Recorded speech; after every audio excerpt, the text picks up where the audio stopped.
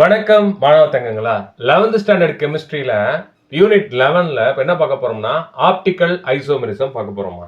சரிங்களா? இந்த கொஸ்டின் ரொம்ப ரொம்ப இம்பார்ட்டன்ட். 5 மார்க்காகவும் வரலாம், 3 மார்க்காகவும் வரலாம். சரி வாங்க ஆப்டிக்கல் ஐசோமெரிசம் பார்த்துக்கலாம். இப்போ நமக்கு நல்லா தெரியும் ஐசோமெரிசம்னா என்ன அப்படின்னா ஒரு சில ப்ராப்பர்ட்டில சிமிலராக இருக்கும். உதாரணமாக வந்து பார்த்தீங்க அப்படின்னா ஐசோமர்ஸ் அப்படின்னா சேம் மாலிகுலர் ஃபார்முலாவாக இருக்கலாம், இல்லை ஏதாவது ஒன்று மட்டும் மாறுபட்டு இருக்கும். இதுல வந்து பார்த்தீங்கன்னா என்ன சார் மாறுபட்டு இருக்கு, என்ன வந்து சிமிலரா இருக்கு அப்படின்னு பார்க்க போறோம். So same physical and chemical property பாருங்களேன், கெமிக்கல் ப்ராப்பர்ட்டியும் சிமிலரா இருக்கா, பிசிக்கல் ப்ராப்பர்ட்டியும் சிமிலரா இருக்கா. அப்ப எதுதான் டிஃபரெண்டா இருக்கு அப்படின்னா differ in the rotation of plane of polarized light. எதுல மட்டும் டிஃபர் ஆகுதா, the plane of polarized light வந்து ரொட்டேஷன் பண்றது மட்டும் தான் டிஃபரெண்ட் ஆகுது அப்படின்னு சொல்றாங்க. இதுக்கு முன்னாடி போறதுக்கு முன்னாடி என்ன பண்ணலாம் அப்படின்னா what is plane of polarized light அப்படின்றத நம்ம தெரிஞ்சுக்கணும். பார்த்துக்கலாமா? இந்த பாருங்க, கீழே நான் டயக்ராம் வரைஞ்சிருக்கேன். இந்த டயக்ராம் வந்து பாத்தீங்கன்னா இந்த நார்மல் லைட், இது வந்து பாத்தீங்கன்னா ரேண்டமா ஆல் டைரக்ஷன்ல வைப்ரேட் ஆயிட்டு இருக்கு. சரிங்களா? இந்த லைட் நான் என்ன பண்றேன் அப்படின்னா போலரைஸ்டு ஃபில்டர் அப்படின்றதுக்குள்ள நான் பாஸ் பண்றேன். பாஸ் பண்ணனா இங்க பாருங்க எல்லா பிளேன்லையும் இங்க வைப்ரேட் ஆகிட்டு இருக்கு. இதுல பாஸ் பண்ணி வெளியே வரும்பொழுது சிங்கிள் பிளேன்ல மட்டும் வைப்ரேட் ஆகிற மாதிரி ஃபில்டர் ஆகி வருது. பாத்தீங்களா? இதுதான் பிளேன் ஆஃப் போலரைஸ்ட் லைட் அப்படின்னு சொல்லக்கூடியது. சரிங்க சார், இதான் சார் பண்ணணும். இந்த பிளேன் ஆஃப் போலரைஸ்ட் லைட் என்ன பண்ணுவாங்க அப்படின்னா நம்மளுடைய காம்பவுண்ட் சாம்பிள் இருக்கும், அந்த சாம்பிள் என்ன பண்ணுவாங்கன்னா பாஸ் பண்ணுவாங்க. இந்த பிளேன் ஆஃப் இந்த மாதிரி ஃபில்டர் பண்ணி வந்த இந்த பிளேன் ஆஃப் போலரைஸ்ட் லைட்டை வந்து என்ன பண்ணுவாங்கன்னா நம்மளுடைய சாம்பிள்ல பாஸ் பண்ணுவாங்க. உள்ள போனது அப்படியே போன மாதிரி இதே மாதிரி வந்துருச்சு அப்படின்னா அது ஆப்டிக்கலி இன்ஆக்டிவ். அதை பத்தி நம்ம பேச போறது கிடையாது.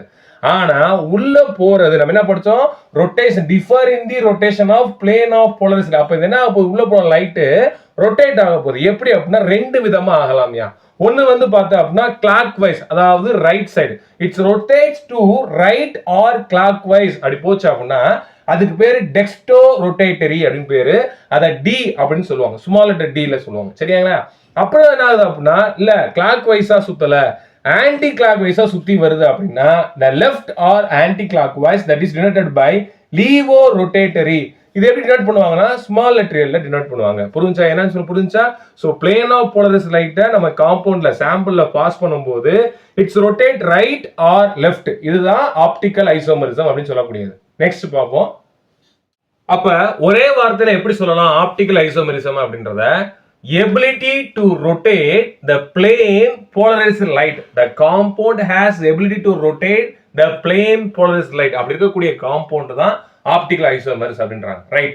இப்போ வந்து கண்டிஷன் என்ன, ஒரு காம்பவுண்ட் வந்து ஆப்டிக்கல் ஐசோமெரிசமா இருக்கணும் அப்படின்னா கண்டிஷன்ஸ் என்ன அப்படின்னு பார்க்க போறோம். பாரியா, இந்த கார்பனுடைய வேலன்சி நமக்கு தெரியும் 4.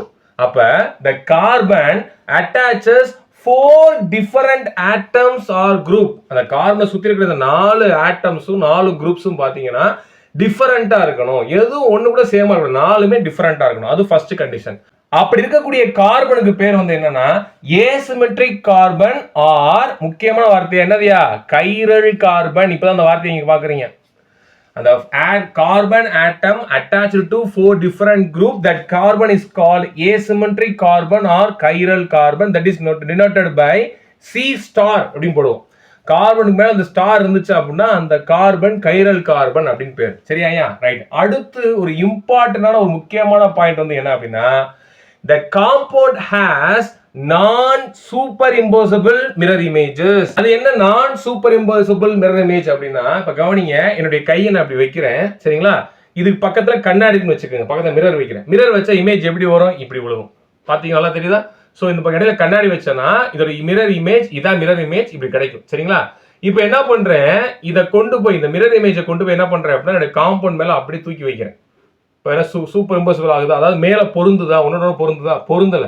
அப்ப இது நான் சூப்பர் இம்போசிபிள் மிரர் இமேஜ் அப்படின்னு பேர். ஓகேவா?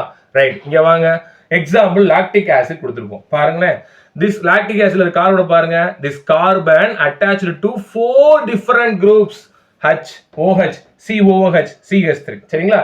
அதை இந்த மாதிரி ஷார்ட் ஃபார்மா எழுதியாச்சு. ரைட். சார் இங்க மிரர் வைக்கிறேன். இப்போ என்ன ஆகுது பாத்தீங்க அப்படின்னா இதோட மிரர் இமேஜை பாருங்க, இதோட மிரர் இமேஜ் தான் அப்படி கிடைக்கும். இப்போ இந்த மிரர் இமேஜ் அப்படியே கொண்டு வந்து மேல பொருத்துங்களேன், பொருந்துதா, பொருந்தல. பாருங்க, இப்படி கொண்டு வந்தீங்கன்னா இந்த பக்கம் OH வருது, இந்த பக்கம் H வருது. இது நான் சூப்பர் இம்போசிபிள் மிரர் இமேஜ் இருக்கனால இந்த காம்பவுண்ட் ஆப்டிக்கலி ஆக்டிவ். சரிங்களா? இந்த ஆப்டிக்கல் ஆக்டிவிட்டினா என்ன சார் நடக்குது? எனர்ஜியோமெரிசம் நடக்குது. அப்படின்னா என்ன அப்படின்னு பார்ப்போம். An optically active substance may exist in 2 or more isomeric forms which have same physical and chemical properties but differ in rotation of plane polarized light. சரிங்களா? இது நடக்குது. Such optical isomers which plane of polarized light with equal angle but in opposite directions are known as enantiomers. என்ன sir சொல்றீங்க? அதான் நம்ம சொன்னோம்ல, ஒரு காம்பவுண்டுக்கு நான் சூப்பர் இம்போசிபிள் மிரர் இமேஜ் இருந்துச்சு அப்படின்னா அது ஆப்டிகலி ஆக்டிவ். அப்படி பார்த்தோம்னா ரெண்டு கிடைக்கும். ஒன்னு வந்து DL, அதாவது பிளஸ் மைனஸ், அதாவது என்னது ரைட் சைடு லெஃப்ட் சைடு, இல்லைன்னா என்னது clockwise anti clock wise, அப்படி வருது பாத்தீங்களா? அந்த ரெண்டுக்கும் பேர் வந்து என்ன அப்படின்னா enantiomers அப்படின்னு பேர். சரிங்களா? அதுக்கு இன்னும் ஷார்ட்டா டெஃபினிஷன் சொல்றேன் பாருங்க. Isomers which are non-superimposable mirror images of each other, they are called enantiomers. அப்ப லாக்டிக் ஆசிட் உடைய இந்த மிரர் இமேஜ் ரெண்டு இருக்கு பாத்தீங்களா, இது enantiomers அப்படின்னு சொல்றாங்க. சரியா தங்கம்? இன்னொன்னு பாத்தீங்க அப்படின்னா என்ன கொடுத்திருக்காங்க?